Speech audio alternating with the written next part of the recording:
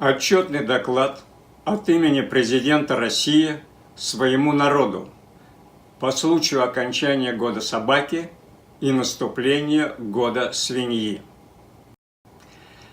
Уважаемые граждане России, хотел бы по случаю окончания года собаки просто поздравить вас с наступающим годом свиньи. Но тут мои советники подсказали, что в этом собачьем году такой месседж будет недостаточным. Сказали, что накопилось много проблем, мой рейтинг падает, народ заколебался в вере в меня. Более того, даже моя пресс-конференция подверглась осмеянию со стороны безответственных граждан, протирающих свои штаны за всякими фейсбуками и твиттерами. А какие-то журналисты раскопали аж 23 ошибки в моем выступлении на конференции. Боже мой, где-то вместо 50 миллиардов евро я сказал 500 миллиардов, а где-то вместо 6,7 миллиардов кубов газа сказал 67 миллиардов. Ну и еще какие-то там цифры, дескать, переврал. И вот из-за этих пустяков сыр-бор попробовали бы они сами почти 4 часа отвечать на дурацкие вопросы. Не то бы наговорили. Короче, подняли головы хульники, ропотники и кощунники. Конечно, для просвещенных россиян они не угроза. Но есть и непросвещенные, так сказать, профанум вульгус, простонародье, которому все-таки требуется разъяснение. А вот мои советники подготовили для меня доклад с этими самыми объяснениями. Мне, правда, пришлось в нем кое-что поправить, убрать крайности, выпуклить наши достижения и добавить кое-что из того, что они и сами не знали. На всякий случай предупреждаю, докладец этот не для широкой публики. Распространяться о нем не надо. Это мое выступление своего рода ДСП для служебного пользования.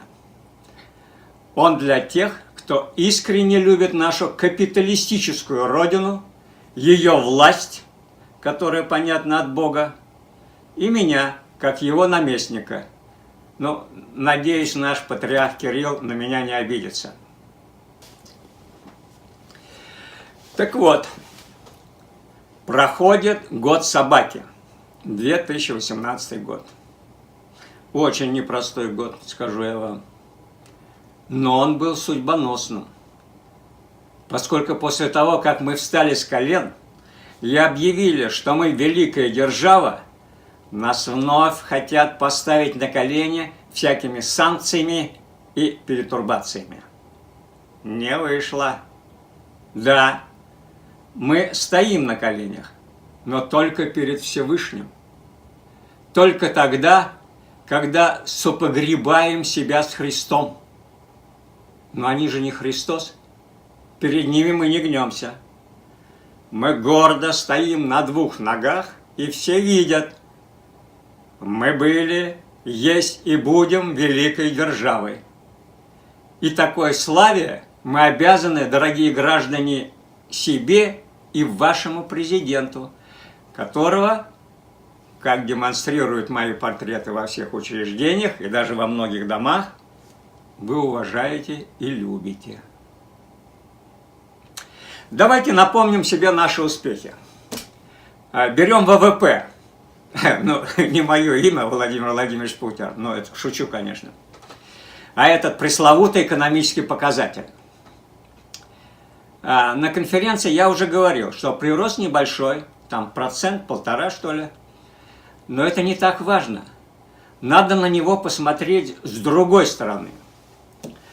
Так вот, раньше мы по этому ВВП находились во второй двадцатке стран мира. Где-то на 14-15 месте. Но оказалось, что если по-другому пересчитать, по паритету покупательной способности, то мы уже на 8 месте, а это уже в первой десятке. И с экранов ваших телевизоров разносится эта благая весть, что мы перегнали и обогнали многие развитые страны. А если еще и по-другому считать, то и на третье место потянем. А через 20 лет, как я сказал в своей майской исторической речи этого года, чего уж скромничать, глядишь, и на первое выскочим.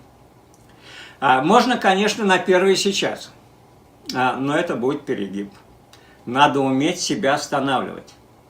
Пока и восьмое неплохо. Теперь, что говорит нам статистика о реальных доходах населения? Это очень важный показатель о том, как мы живем и что едим. На конференции я уже сказал, он вырос на целых 0,5%. Мало? Допустим. Зато рост зарплат на 7,4%. Очень даже неплохо. Что, инфляция? Рост цен на продукты питания? Возможно. Хотя вот я ей статистике не очень доверяю. Как я вижу, у всех моих знакомых этот уровень поднялся в 4-5 раз. А у одного моего приятеля уровень жизни поднялся аж в 10 тысяч раз. Не меньше. Не уверен, что и у вас он поднялся, как у этого супер талантливого человека. Но надеюсь, что хотя бы как у моих министров и депутатов Думы, должен подняться раз в 5.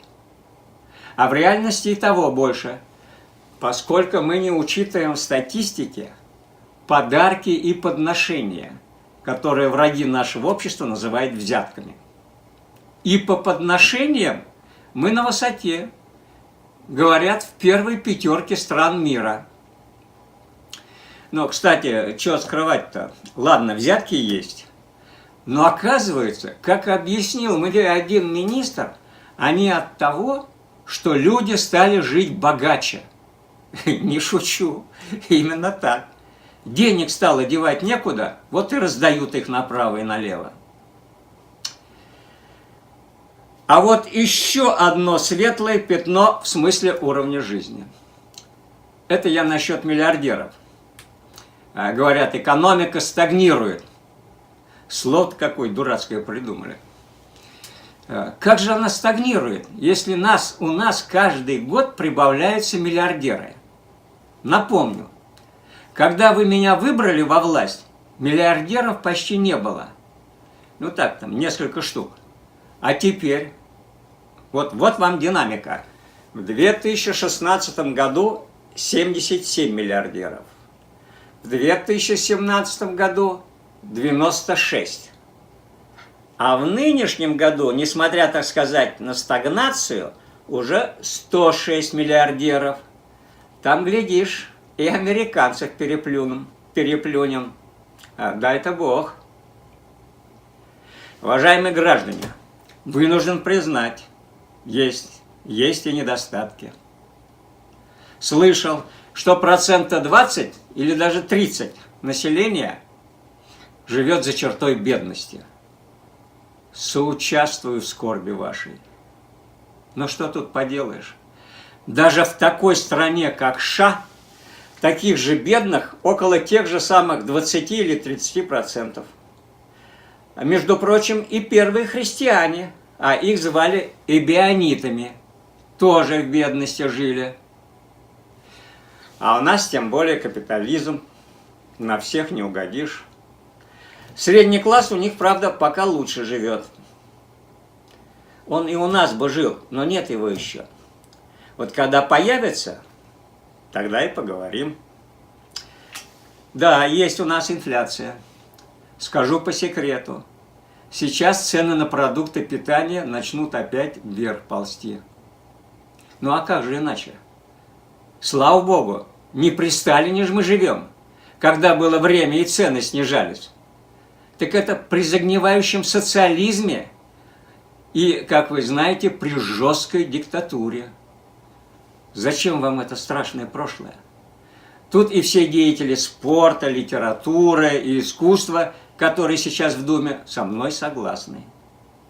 Констатирую, мы живем в разлюбезном вам капитализме, за который вы, россияне, и бились. Кстати, о Думе и думцах. Это я сам добавил в доклад. Вы знаете, почему сей вертеп называется Думой? Вот не в жизни догадаетесь. Дело в том, что царь Николай, как вы знаете, был женат на немке. И когда после 905 года, помните, тогда народ забуянил, и его пришлось расстрелять, начали вводить парламент.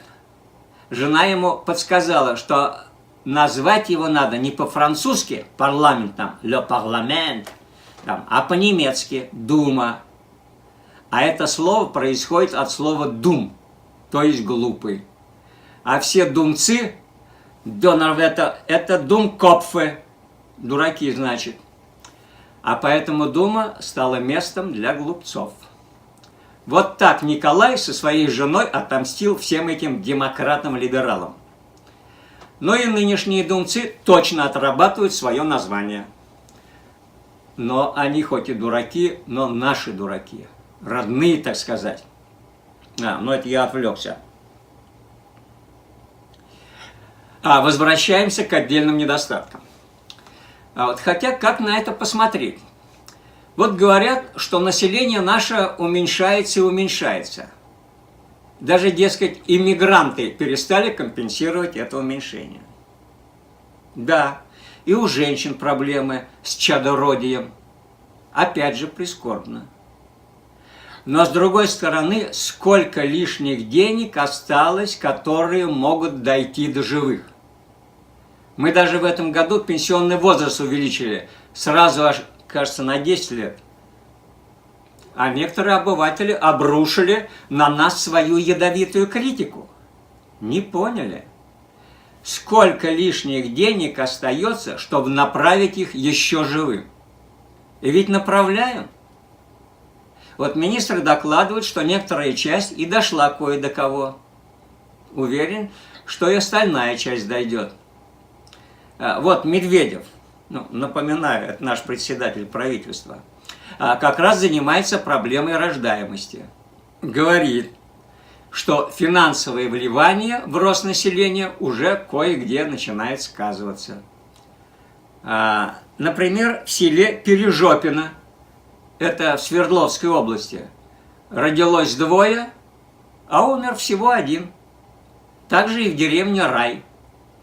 Статистика зафиксировала и этот прирост. Значит, тенденция сломлена в повышательную сторону. А это не может не радовать. Тем более, что в будущем мы тоже, как в некоторых продвинутых странах, запретим аборты. Все-таки мы люди православные. И тогда уж чадородие пойдет вверх. Есть и другие очень светлые пятна в развитии нашей экономики и социальной жизни. И вы их, если еще не почувствовали, то обязательно почувствуете, в последующем 20-30 лет. Но тут уж вы не подкачайте. Да куда вы денетесь? В какую бы сторону ни развивалась наша, в смысле ваша экономика, хоть вперед, хоть назад, русские люди в любом случае остаются целыми. То есть сохраняют свою народную задумчивость и смекалку и устремляют взор в далекое будущее. Поскольку настоящее их особо не интересует, вы народ светлой мечты. Я бы сказал, не привязанный ни к какому экономическому строю. Вы – это моя мечта. Все сбывается с таким народом. А теперь переходим к международной тематике.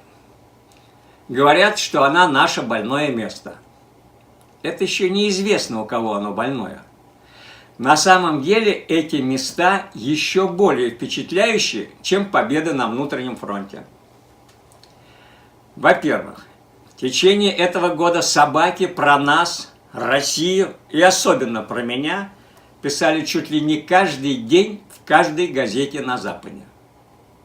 А вот какой-то ругатель еще вещал, что в 21 век это, мол, век без России. Если бы России не было, это против кого же почти весь мир восстал?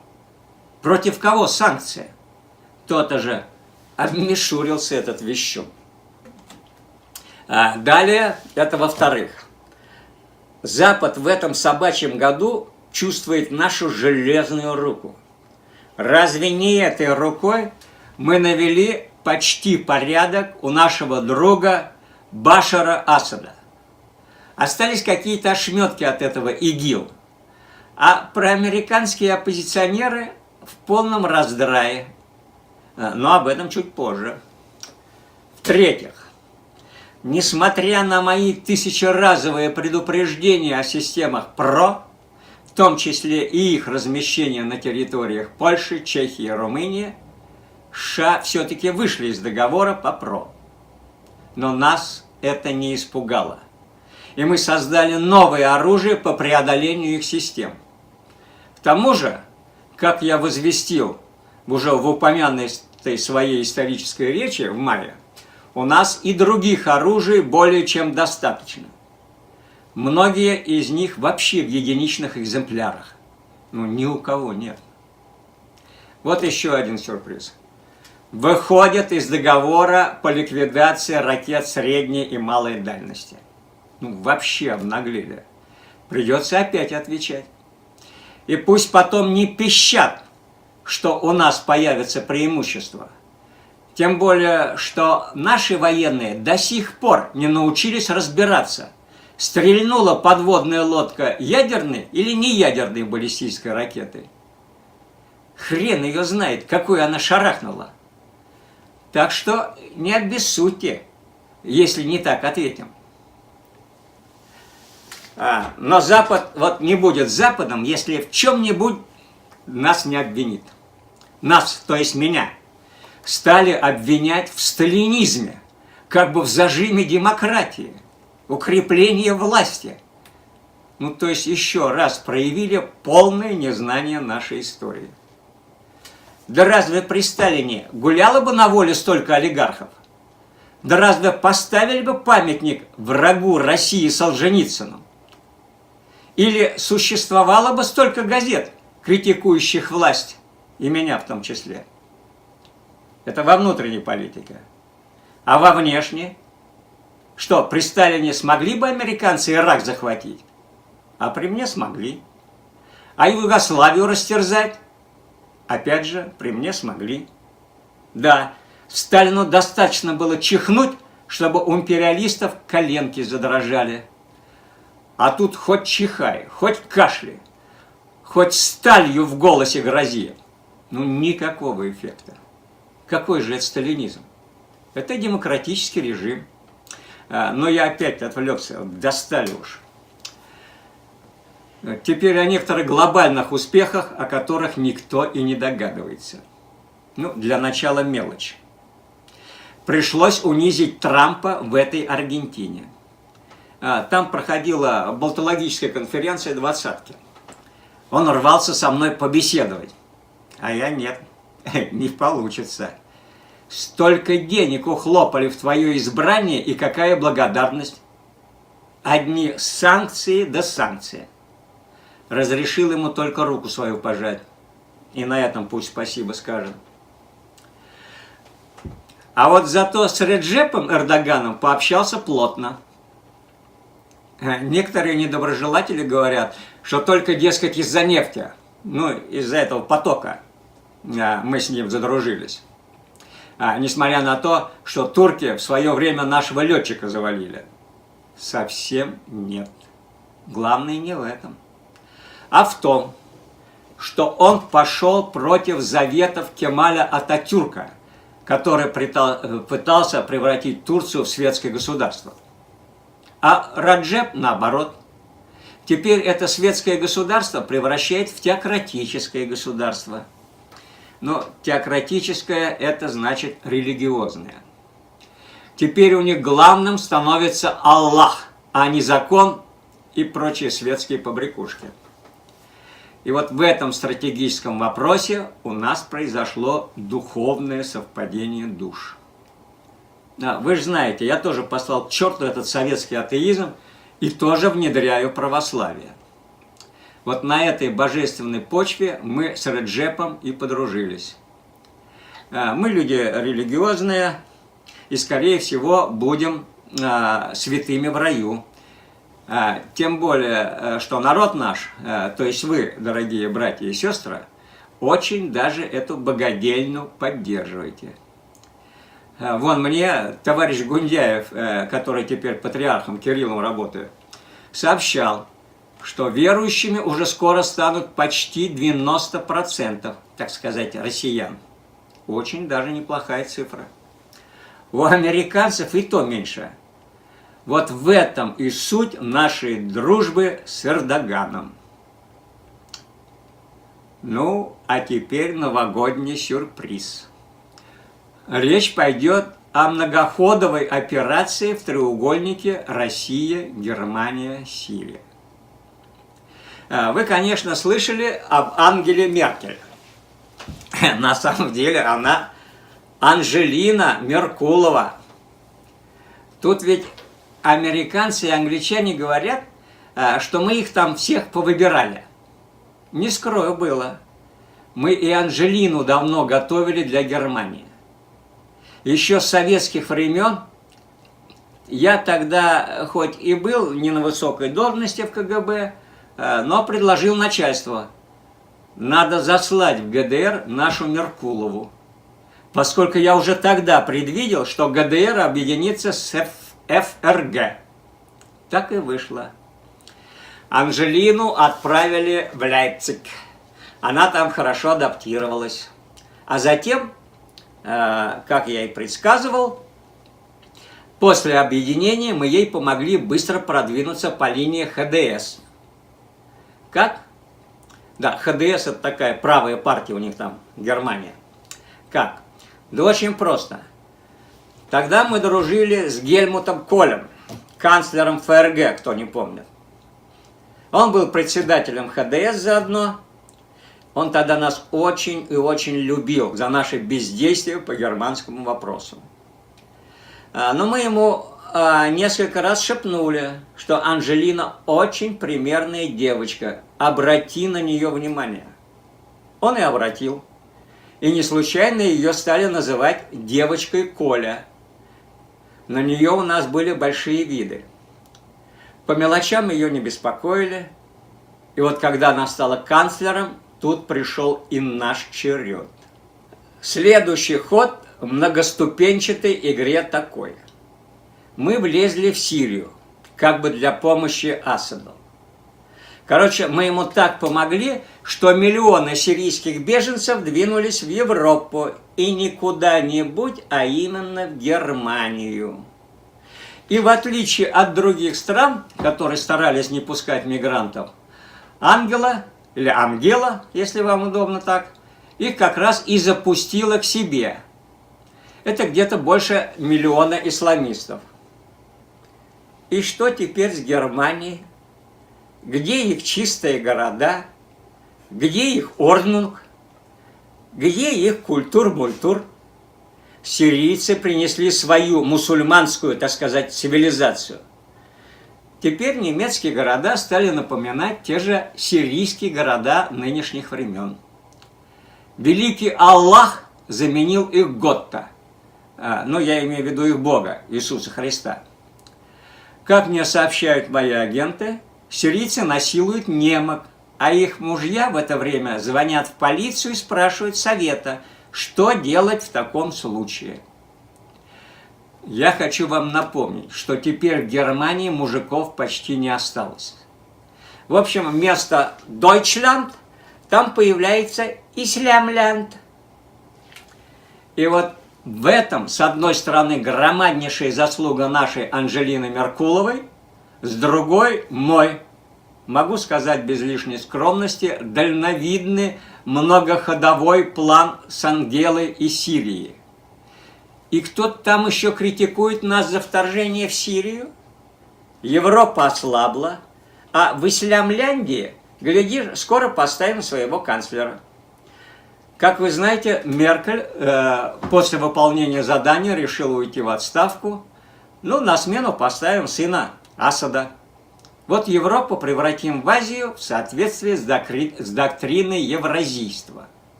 Вы еще про эту доктрину не слышали?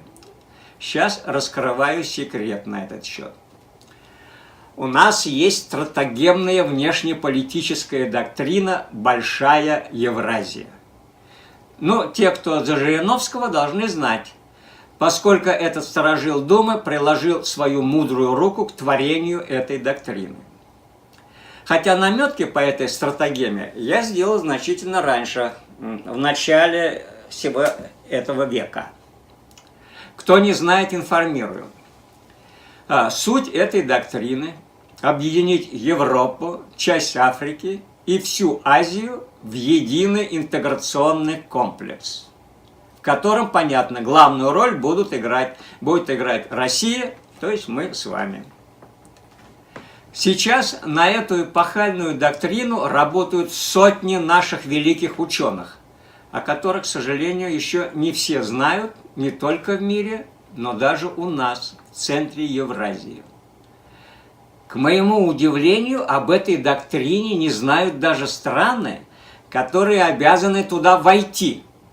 Например, такие государства, как Тувалу, Кирибати, Тонга, Вануату, Фиджи, Науру, Ниуэ, ну и другая мелочь.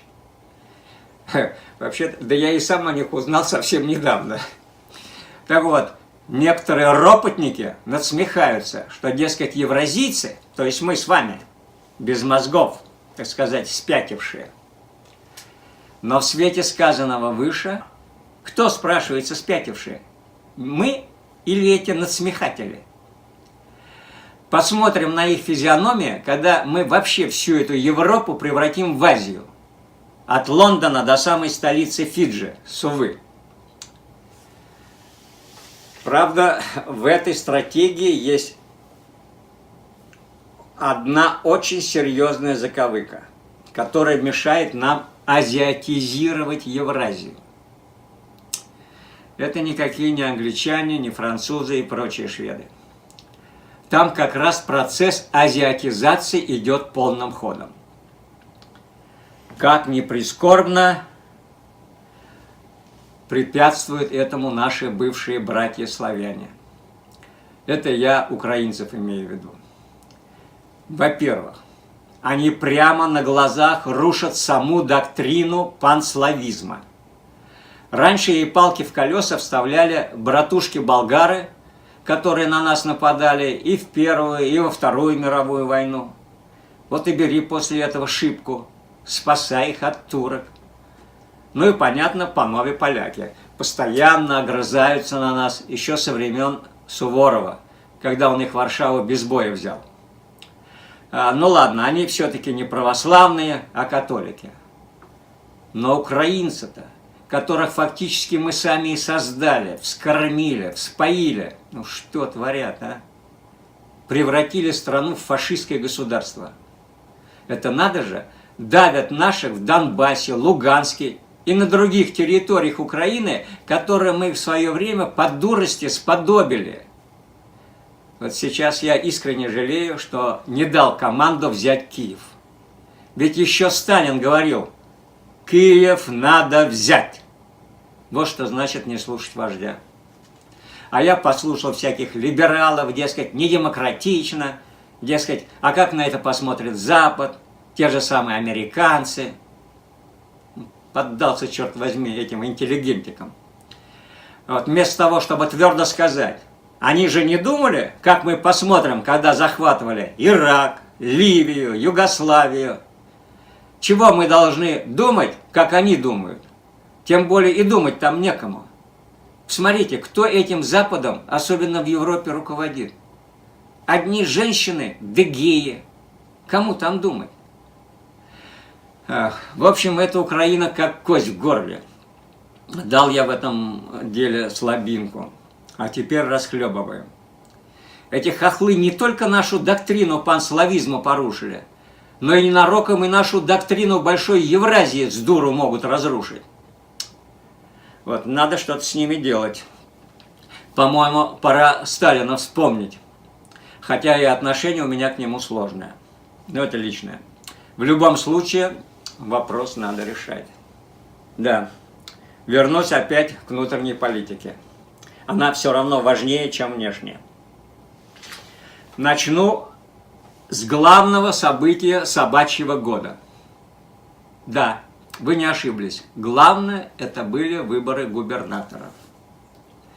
Результаты, прямо скажу, не совсем благоприятные для нашей власти. Кое-где доверие к власти и лично ко мне расцениваю как пошатнувшееся. Надо же такому случиться. В нескольких местах к власти пробрались коммунисты. А в одном, я имею в виду Хабаровский край, даже Соколенок Жириновского к власти пробрался. А в Приморье чуть было коммунист в кресло губернатора не уселся. Хорошо, что там мои люди подсуетились и сорвали такие, с позволения сказать, выборы. Слава богу, товарищ Зюганов оказался сговорчивым, и мы сумели с ним договориться. Наш в кресле уселся. Вообще-то не могу утерпеть, чтобы не сказать несколько добрых слов о нашей оппозиции. Это не то, что во Франции безответственные хулиганы и бандиты. Наши не такие. Взять того же товарища Зюганова с его КПРФ. Действительно, ответственный товарищ. Воду не мутит, народ на баррикады не зовет, только в те места, которые мы ему разрешаем. Надо же где-то пар повыпускать. Технологиям мы уже научены, как этих левых в узде держать. За это и у них места в Думе, хоть приличной столовой столуются, да и жилье не худое. Ну а господин Жириновский вообще отдельный случай. Вообще-то он орел, то есть сокол. Во-первых, постоянно оттягивает голоса у левых патриотов. Во-вторых, за него голосуют больные и любители цирковых политических трюков. А эту публику мы выращиваем своим телевидением. И успешно, нужно сказать. А сейчас хочу сделать еще один реверанс, сказать огромное спасибо этим демократам-либералам, которые все на Запад оглядываются. Если бы не они, пришлось бы нам коммунистов из КПРФ мочить. Хотя и не за что. Они и так смирно себя ведут. А эти демократы горластые оказались. Ну ладно, в самой России орали бы. А то, как не интервью, все западной прессе. Вообще-то я и сам им интервью раздаю. Но я же не хулю Россию. А они хулят. Понимаете ли, демократии у нас не как у них. Я, кстати, к немцам, например, хорошо отношусь. Даже их бывшего канцлера Герхарда Шрёдера на работу пристроил. Но есть немцы, а есть Доннерветтер Немцов. Помните такого? Чувствуете разницу? Не Немцова же нам любить. Но мой народ это сразу почувствовал. Не наши, не русские. И мы не могли не отреагировать на чаяние народа. Пришлось этих не наших на место поставить. И сейчас один из них стоит, ну, в смысле сидит. Но свое дело они делают. Берут огонь на себя. И мы на их фоне очень даже хорошо смотримся. Я у одной совсем недавно даже на похоронах поприсутствовал. Спасибо, господа демократы-либералы.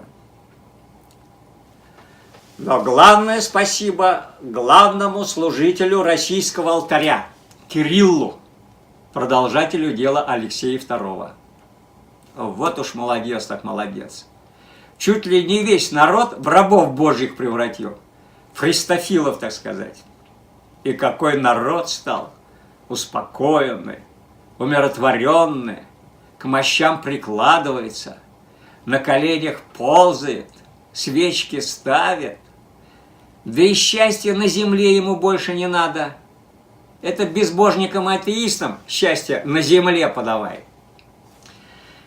Бесперспективная, кстати, затея. Нет русского видения.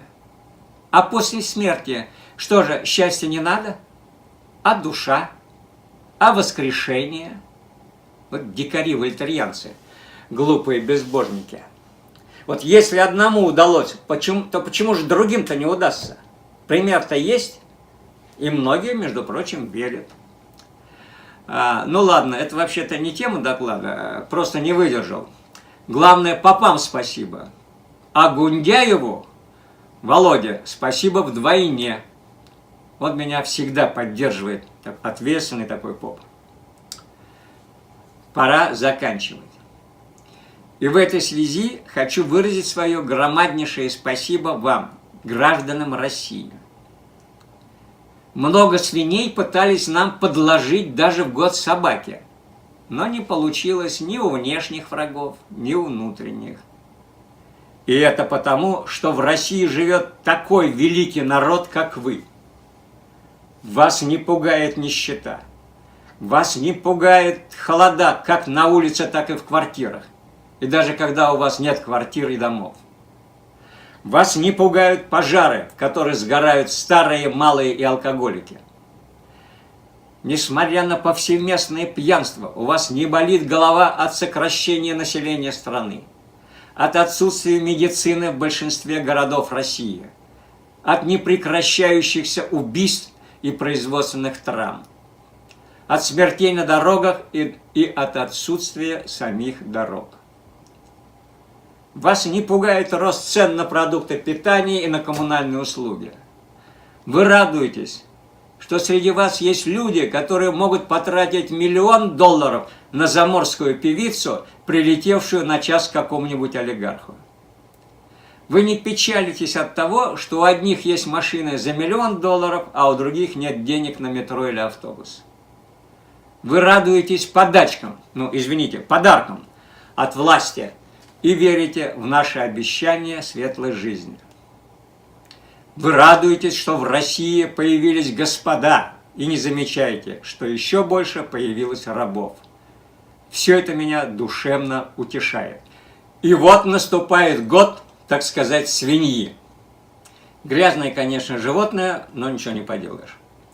Хочу я поздравить вас с этим наступающим годом и пожелать следующее. Во-первых, желаю вам, чтобы вы не были свиньями, а оставались осинариями, то есть ослами. Не пугайтесь, так звали первых христиан. Во-вторых, помните про диалектику, когда кто-нибудь вам говорит, что у нас что-то плохо. Допустим. Но по диалектике любое плохое из-за противоречий превращается в хорошее.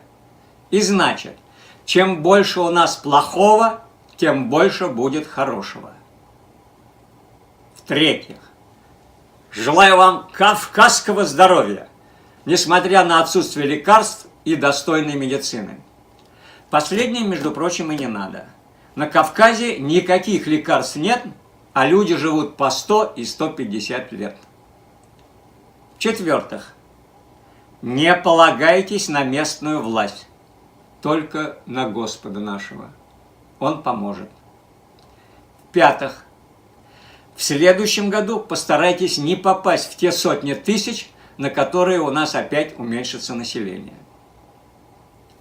В-шестых, да не покинет вас способность мечтать о своем светлом будущем, вопреки не совсем светлому настоящему.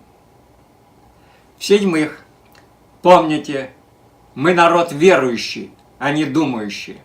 Нас никакими цифрами и фактами не проймешь. В этом наша сила. Да будет так, ибо свежий разум исторического оптимизма никогда не покидал русскую душу. Будем бодрствовать и трезвиться. И совсем напоследок. Да, мы переживаем непростые времена. Но я обещаю вам ослабить очередные невзгоды жизни И тогда счастье все равно наступит исторически. И как вот после этого по-кировски не сказать: черт подери, так и хочется жить и жить с вами, с моим великим народом. Будьте счастливы, дорогие граждане России. От имени президента Российской Федерации Олег Арин. Спасибо, до скорой встречи.